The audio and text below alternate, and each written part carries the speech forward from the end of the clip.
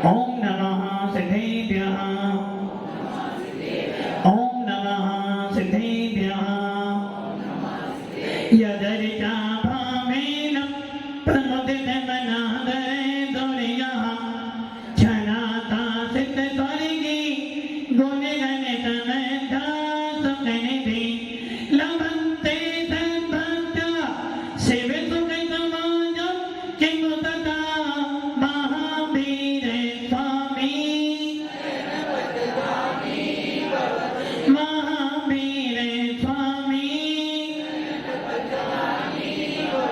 महावीर स्वामी नयन पथगामी भक्तों में गुरुवाह बंधनानितम ज्ञान दर्शन नायिका चारित्राणं गंभीरं मोक्ष मार्गोपदेशिका पंच प्रमिति भगवान की एक रतिनाथ भगवान की अंतिम संतपति भगवान महावीर स्वामी की आचार्य श्री कुंद कुंद भगवंत की आचार्य श्री उमा स्वामी भगवंत की आचार्य श्री विमल सागर जी महाराज की आचार्य गुरुदेव सरस्वती सागर जी महाराज की तीन कामनों करोड़ मणि राजों की द्वादशांजन वाली माता की बोले वात्सल्य मूर्ति दिव्य तपस्वी राजा प्रभु राष्ट्र आचार्य 108 सुंदर सागर गुरुदेव की गुरुदेव की गुरुदेव की मोक्ष मार्ग से नेताराम भेतारम गर्भोगताम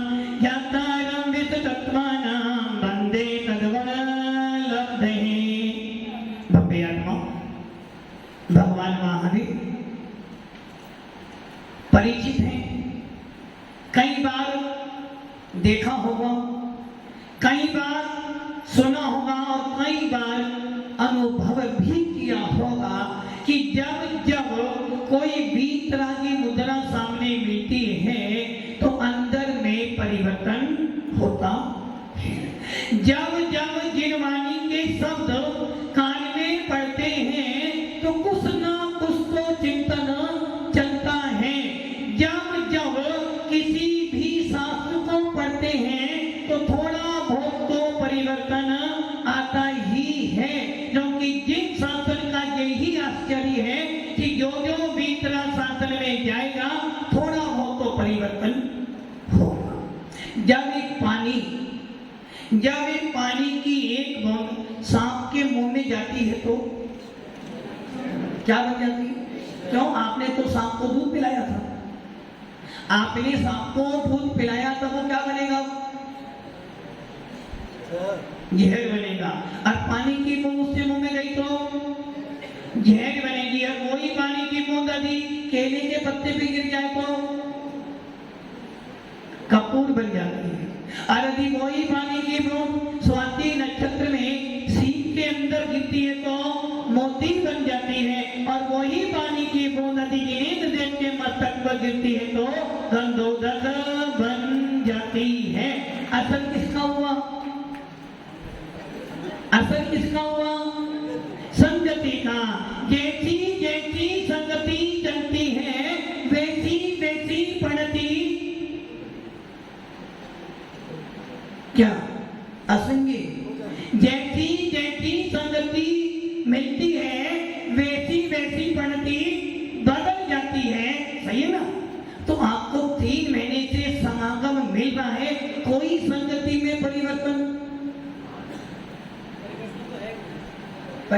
तो है गुरुजी। धनपाल जी कहे परिवर्तन तो हुआ। पहले कहते थे कि हम जैन हैं, अरब कहते गुलिस्तान पहला है। पहले कहते थे हम लोग जैन हैं, अरब कहते गुलिस्तान तो पहला है। महाराज कितना ही उपदेश देना, गुलिस्तान तो पहला ही है, पहले नहीं। तब आत्माओं ऐसा कभी नहीं हो सकता कि मुनिराज की संगति करो, जिनेंद्र देव की वाणी सुनो, परिवर्तन ना हो। निश्चित परिवर्तन तो होता है। इतना परिवर्तन तो हुआ है, इतना परिवर्तन तो हो गया है कि कौन सी बात अच्छी है, कौन सी बात खराब है, इतना तो बोध हो गया है कि मिथ्यात्व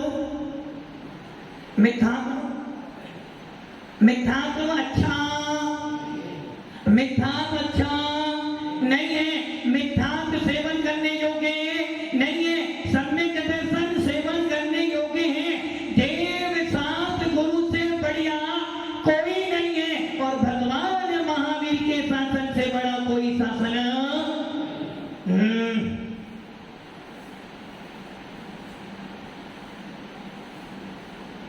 इतना तो परिवर्तन हो गया कि जब 7 बज जाते हैं तो चिंता हो जाती है कि क्लास पढ़ने जाना है। जब सवेरे 8 बज जाती है तो याद आता है कि अभिषेक करने जाना है। और जब 10:15 बजते हैं तो याद आता है कि मुझे गुरु की उपासना भी। इतना परिवर्तन तो आ गया है। और जब दीनेन्द्र देव की वाणी सुनते हैं तो मन में ये भी भाव आते हैं कि अभी तक क्या कर रहा था। अभी तक जिसको अपना कहता था, राजू जी कौन है अपना? नहीं, गुरु जी तो नहीं है। अपना कौन? नहीं, वो प्रैक्टिकल दर्शनार्थ में देखा था, अकेले थे, यहाँ बैठे थे, डबल हुए तो पीछे चले गए। जिनेन्द्र देव की वाणी सुनने के बाद इतना तो परिवर्तन हो गया है, इतना तो बोध हो गया। जिसको अपना मानता था, जिसको अपना कहता था, जिसके कारण मेरा महंगा ये अमूल्य मनुष्य भव बिगड़ रहा था, वो भी मेरा। इतना तो बोध हो गया कि घर परिवार है तो सही, किंतु मेरा तो किराया का मकान मिला है, एक दिन तो खाली ओसा जी खाली करना पड़ेगा। सही है ना? करना, बंडी जी करना पड़ेगा, करना है, पड़ेगा, करना पड़ेगा, करना है,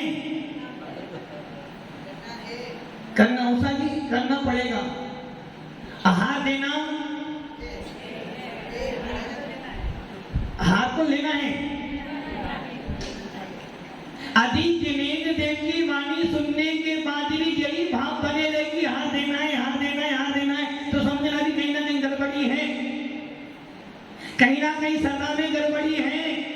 और यदि जिनेन्द्र देव की वाणी सुनते और गुरु महाराज को देखकर भी भाव ये बन जाए कि भैया हार देना नहीं, जितना आनंद हार देने में है उससे कहीं गुना आनंद हार लेने में है।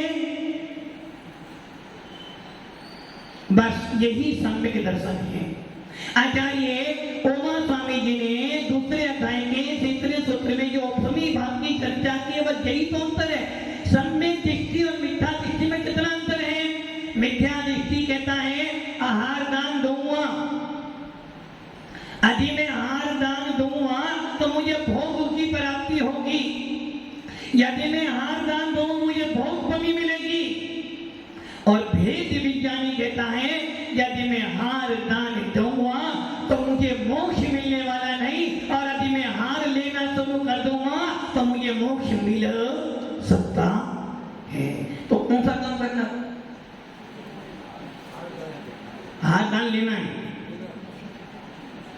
यदि हार दान देने के ही भाव है तो समझना अभी सम्यक दर्शन में गड़बड़ी चल रही है। हमारा काम हार लेना नहीं है, हार देना नहीं, हार लेना है। हमारा काम हार देना, तो कि हार कौन देगा? कल मैंने बोला था ना, धर्म करत संसार सुख और धर्म करत निर्वाण। एक धर्म करने से क्या मिल रहा है? संसार का सुख। और एक धर्म करने से क्या मिल रहा है? निर्वाण का सुख। कौन सा प्राप्त करोगे? कारण एक है, कार्य दो हो सकते हैं। जब उमंग भैया, विक्की भैया की हार देखते देखते मोक्ष चले जाए, ऐसा हो सकता है? जब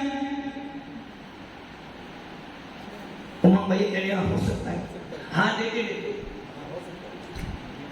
सात बाड़ा में कुछ भी हो सकता है। सात बाड़ा में इंसान तिरंज बन सकता है, तिरंज से इंसान बन सकता है। तो अभी उमंग भैया, विक्की भैया हार देखते देखते मोक्ष चले जाए तो एक गिरी और बन जाएगी, उमंग विक्की गिरी। भव्य आत्माओं ये ध्यान रख लेना, हार देते देते 3 काल में मोक्ष मिलने वाला। यदि ऐसा होता तो आदिनाथ के जीव ने, आदिनाथ के जीव ने अपने पूर्व पर्याय में जब वो बच गए, वो श्रीमती का जीव था, उसने उस समय 2 चारण रिद्धिधारी मुनिराजों को दान दिया था। और भावना क्या भाई थी? भावना क्या भाई थी कि मैं हार देते देते, हाथ देते देते अब वो कहना महाराज बदल रहा हूं, लेते आदिनाथ ने जीव ने उस समय हार दिया, और जिस समय आदिनाथ विधि लेके निकले तो श्रीमती का जीव राजा श्रीयांश बना, उसे याद आ गया कि ये भगवान हार चर्या के लिए आए हैं, नवदा भक्ति से हार दिया, और जो तीर्थंकरों को हार देता है निश्चित रूप से मोक्ष में। तो आपको कहां जाना है? किंतु हार देते मोक्ष मिलने वाला, हार देते भावना भाव कि हार देना है तो मोक्ष नहीं मिलेगा। और भावना ये भाव कि हे मुनिराज, अजी मैंने तुमको एक नवाला हाथ में रखा है, तो ये नवाला मैंने आपके हाथ पर रखा है, आपको मैंने मोक्ष मान दिया है। हे भगवान, मेरी बस यही इच्छा है कि यदि जिस भक्ति से मैंने आपको इस संसार सागर के गिरने के लिए, ये ओदारी शरीर को टिकाने के लिए, इस मोक्ष मार्ग को चलाने के लिए मैंने यदि आपको एक हार दान दिया है, तो हे भगवान आप भी ऐसी कृपा करना कि मुझे भी ऐसा भेष मिल जाए कि मैं भी तुम्हारी तरह भेष धारण कर आत्मा की साधना करके मोक्ष प्राप्त हो। धर्म करते संसार सुख, धर्म करते निर्माण। धर्म करने से क्या मिला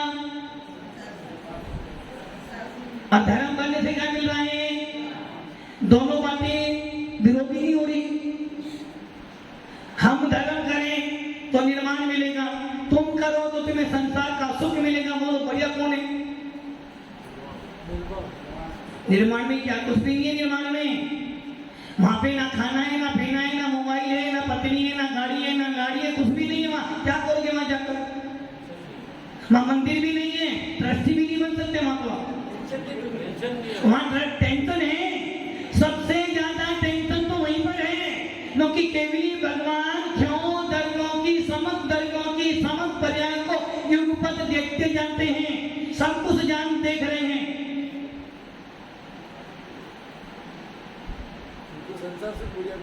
संसार देखो, इसीलिए कहते हैं आचार्य कौन स्वामी बार कह रहे हैं कि हे भक्ति जी, तुमने क्या किया नादिकाल से? काम भोग बंद की कथा सुनी, इसलिए तुझे बार उसी में आनंद आता है। अरे भैया, संसार में जब भी रहोगे संकल्प विकल्प उत्पन्न होते रहेंगे।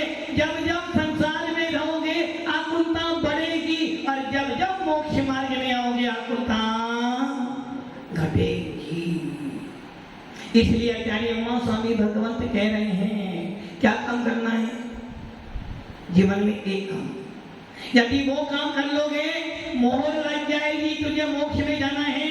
और वो काम कौन सा है? मात्र एक बार प्रथमोत्तम सम्य दर्शन प्राप्त कर ले, एक बार उपसमी सम्य दर्शन प्राप्त कर ले, एक बार उपसमी भाव प्राप्त कर ले, तेरा मोक्ष मार्ग फिर तुझे कोई नहीं रोक सकता मोक्ष जाने में।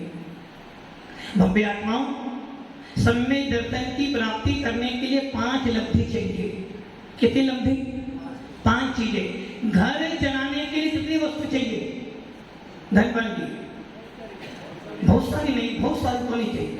उमंग भैया कितने वस्तु चाहिए घर चलाने के लिए?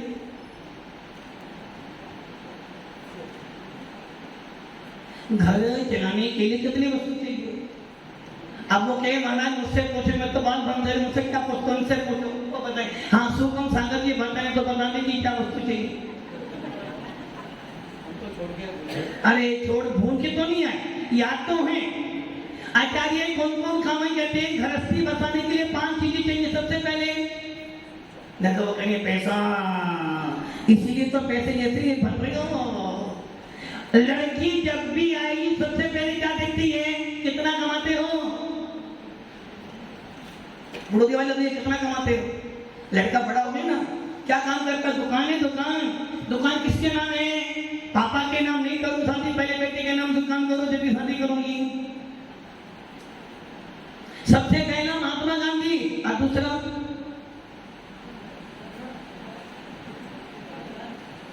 घर नहीं, दूसरी चाहिए एक गाड़ी, अच्छी गाड़ी भी होनी चाहिए। घर तो है जब। और नंबर 3 एक गाड़ी। मतलब आप ये सोच लो, गृहस्थी बसाने के लिए पैसा भी चाहिए, गाड़ी भी चाहिए, लाड़ी भी चाहिए, और रात देश मोह भी चाहिए। राग देश होके बिना घर से चलने वाली और संसार से गिरने के लिए इस मोक्ष मार्ग पे आने के लिए क्या चाहिए? बस आपको एक चीज। अब वो कौन सी चीज? सम्यक दर्शन। आदि सम्यक दर्शन प्राप्त कर लिया, तेरा मोक्ष जाना निश्चित हो गया। इसलिए आचार्य भगवंत नेमिचंद सिद्धांत चक्रवर्ती देव कह रहे हैं, यदि तुझे भेद विज्ञान उत्पन्न करना है तो तुझे 5 चीजें चाहिए, 5।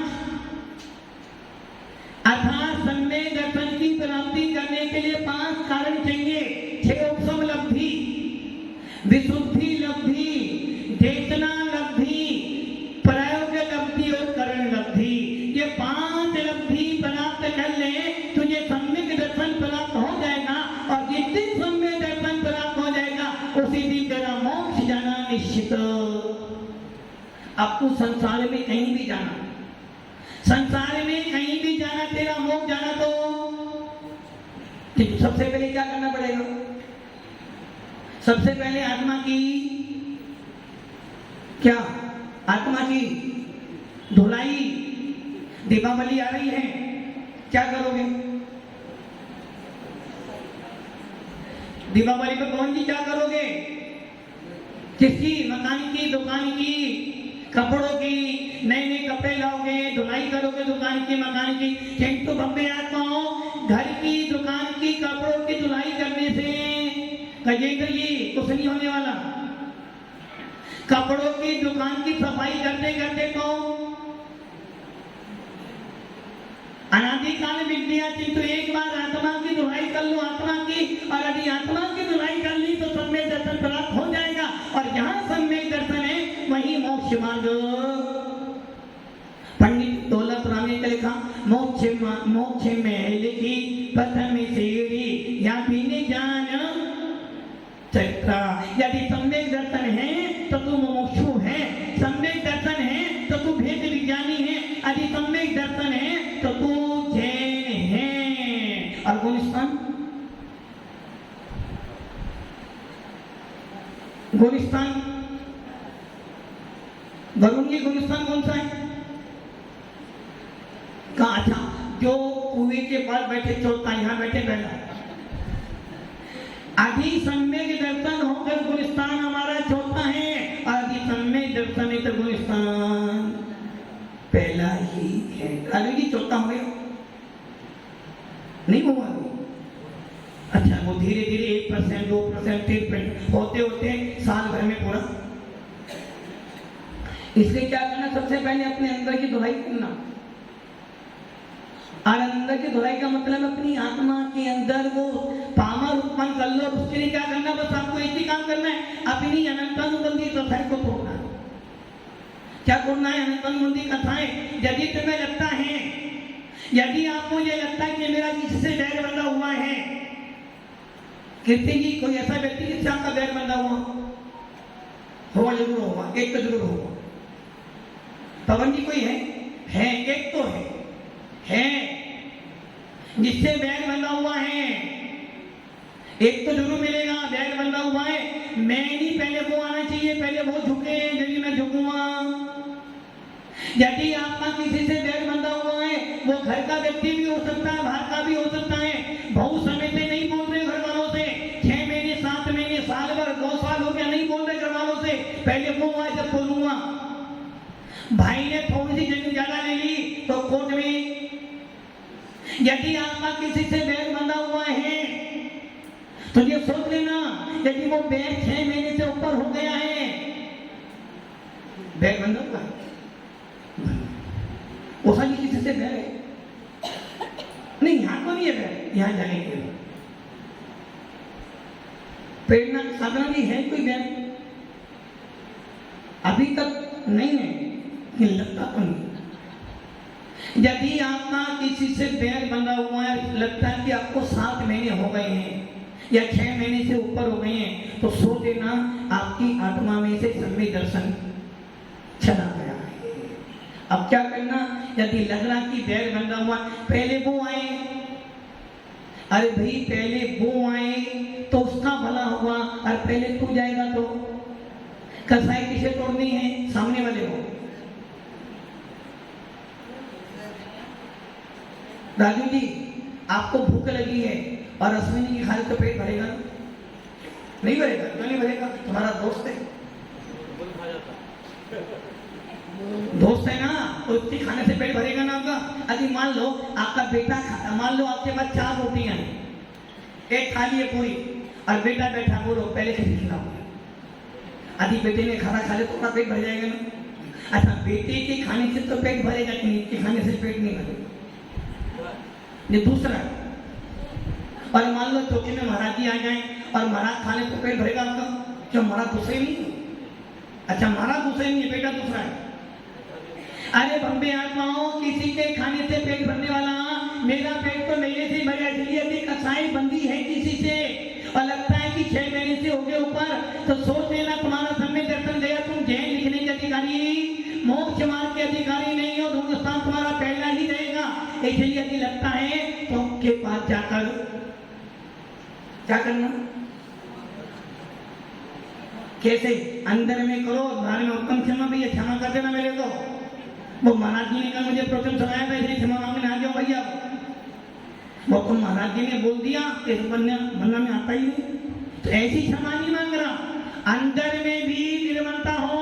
भैया मैं क्षमा मांगने गया था, महाराज जी बताएं, आपने मुझे उपदेश दिया, मैं क्षमा मांगने गया, उसने मुझे 2 सुना दी, अब तक बिल्कुल नहीं जाऊंगा, मैं तो क्षमा मांगने गया था, आपने कहने पर मैंने 2 ही शब्द बोले, भैया क्षमा कर दे, गलती हो गई, मुझे 4 सुना दी, अब तक बिल्कुल जाऊंगा ही नहीं, ये क्षमा।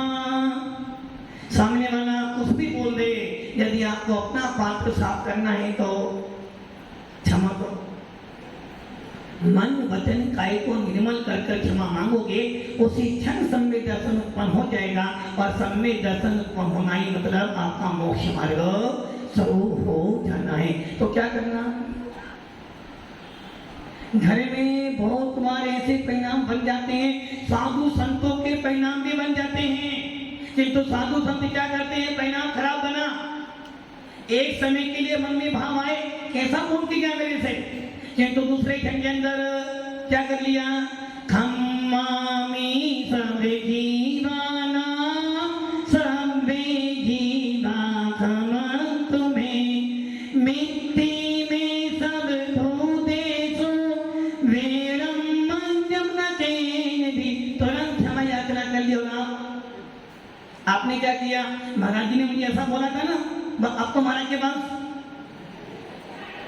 आपको महाराज के पास,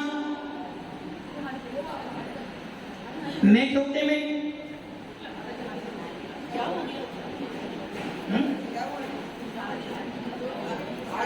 हमारे लिए आदि आपको लग रहा है कि मुनिराज ने मुझे, महाराज जी ने आपको 2 कठोर शब्द बोले, महाराज ने तो अपनी धुलाई कर लिया, तुमने क्या करा, आपने सारे कपड़े तो धोए, किंतु अपना कपड़ा नहीं धोया, और क्या कर लिया महाराज से, हाँ महाराज से तो तुम नहीं, कहां से तुमने ढंग से मांगी, क्या करा आपने, महाराज से बैग मांग लिया, अब तो महाराज के पास क्या करा, महाराज तो कहकर साफ हो गए, और तुमने पत्थर की रेखा, शिला की रेखा जैसी रेखा खींच ली, अब तो महाराज के पास जाऊंगा नहीं, महाराज के पास तो क्या हो गया, आपका सम्य दर्शन गया, उसी क्षण मिथ्या दृष्टि बन गया। तो अभी आता हूं, ऐसी पद्धति अपनी ना बने। महाराज के पास जाते हो, जिन्हें देख के दर्शन करते हो, उपदेश सुनते हो, परिवर्तन तो होता है, परिवर्तन तो निश्चित होता, बस इतना अंतर पड़ता है कि परिवर्तन होता है। जब तक यहाँ बैठे हो बड़ा आनंद आ रहा है, शांति का मोल बना हुआ है, और सोच लो कोई टेंशन नहीं, और जैसे ही यहाँ से बाहर निकले, जैसे ही यहाँ से बाहर निकले, याद किसकी आ गई, किसकी,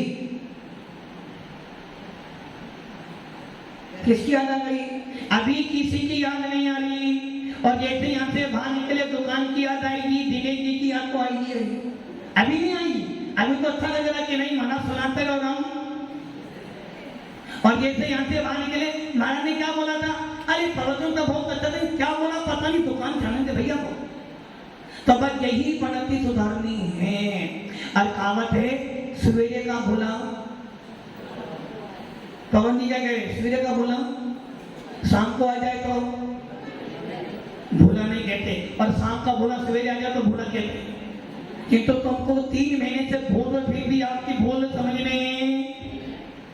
गंभीर आत्माओं, अपने आप का अन्वेषण करो, अपने आप की बैलेंस शीट बनाओ, अपने आप का तालमेल बिठाओ कि हे आत्मा मेरे परिणाम कैसे बन रहे हैं। जब मैं महाराज के पास जाता हूँ तो बहुत अच्छा लगता है, घर जाता हूँ तो बहुत अच्छा लगता है, और बाजार में जाता हूँ तो बहुत बहुत अच्छा लगता है। इन तीनों परिणामों में मेरे परिणाम कैसे बने? महाराज के पास गया, अच्छे परिणाम, घर में गया तो परिणाम कैसे बने? अच्छे बने ना। और बाजार में गया तो और अच्छे बने। अब इन तीनों में से सबसे ज्यादा अच्छे बने तुम्हारे कहाँ बने? नहीं बने महाराज के पास। महाराज के पास तो परिणाम सिर्फ आधे घंटे के लिए बने थे। महाराज के पास तो 1 घंटे के लिए बने थे, और 22 घंटे 23 घंटे तो परिणाम कहाँ अच्छे बने? किंतु ये ध्यान रखना, वो 22-23 घंटे के परिणाम कर्मों को बात कर जाएंगे, और 1 घंटे के जो तुमने महीना बनाए थे वो तुम्हारे कर्मों को ढीला कर कर जाएंगे। इसलिए अपनी आत्मा के अंदर उस भेद विज्ञान को उत्पन्न करो, उस आत्मा के अंदर परमात्मा जानने की शक्ति को जानो, अपने आप की पावर को जानो, और प्रयास करो कि हे आत्मन बड़े भाग्य से मिला है जिन कुल, इस कुल में पाकर कम से कम एक बार तो जीवन में मुनि बनना है, एक बार तो माता जी बनना ही बनना है, एक बार तो मुझे यदि माता जी बन गई, महाराज बन गया, तो कम से कम मेरा संसार नष्ट हो जाएगा, और यदि मेरा संसार नष्ट हो जाएगा तो मेरी मोक्ष को प्राप्त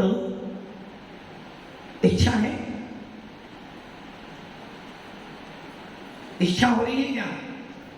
कहाँ जाने की इच्छा हो रही है? पक्का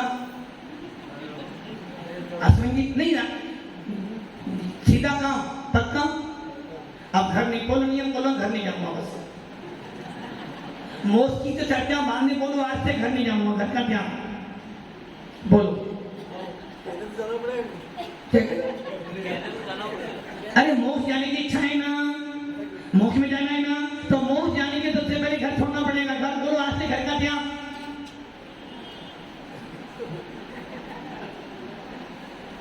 मोक्ष में जाना है तो घर छोड़ो, घर भी छूट जाएगा, छूट जाएगा तो मोक्ष मिल जाएगा, भी नहीं मिलने वाला। आपने बोला मुझे मोक्ष जाने की इच्छा है ना, यदि इच्छा है तो दुकान जाओगे, घर छोड़ोगे ना, तो ऐसा करो दुकान घर दोनों छोड़ दो। यदि मोक्ष जाना है तो ऐसा बहाना मत बनाओ। इच्छा तो गुलाब जामुन खाने की है, किंतु डॉक्टर ने मना, तो क्या फल मिलेगा? अरे भैया यदि कल बोला था मैंने, यदि इच्छति दुख परिमुक्तम, यदि दुखों से छूटना चाहता है, यदि संसार सागर से दुखित है, तो एक काम करना, मुनिराज बन जाना, महाव्रत धारण कर लेना, और जो महाव्रत धारण कर लेगा निश्चित है कभी ना कभी तो मोक्ष जाना पड़ेगा। तो आत्मा सम्य दर्शन प्राप्त करो, मोक्ष मार्ग प्रशस्त करो। ओम नमः